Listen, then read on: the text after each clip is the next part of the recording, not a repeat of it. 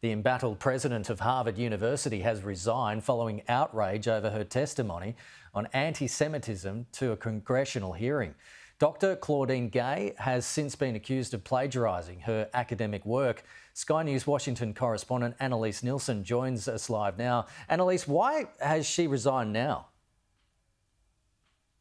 Well, look, we're over a month since these hearings happened on Capitol Hill, and the outrage has been palpable from those across the country, particularly Jewish students, saying that not enough has been done to protect them on campuses that have had large and persistent pro-Palestine protests on campus. But what appears to have really forced the resignation of Dr. Claudine Gay, the president of Harvard, has been prolonged accusations around plagiarism in her own academic work. Now, these have gained traction since her controversial testimony on Capitol Hill, which we'll get to in a moment, but she has announced today that she's resigning as the president of the elite establishment. Now, Harvard has an endowment of over $50 billion US. This is the wealthiest university in the country. She was the first black president of the university. She's been the second woman, and now she holds the title of having the shortest tenure of any president in the history of the university, which has been around since the 1630s, with her tenure only starting in July of last year. So in her statement explaining her resignation, she said, after consultation with members of the corporation, it has become clear that it is in the best interests of Harvard for me to resign so that our community can navigate this moment of extraordinary challenge with a focus on the institution rather than any individual. The letter also reads in part further along, amidst all of this, it has been distressing to have doubt cast on my commitments to confronting hate and to upholding scholarly rigour, two bedrock values that are fundamental to who I am, and frightening to be subjected to personal attacks and threats fuelled by racial animus.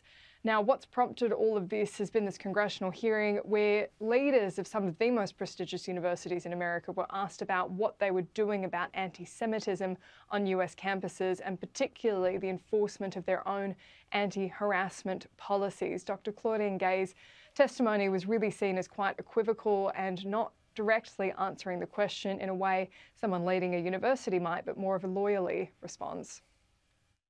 It's targeted at Jewish students, Jewish individuals.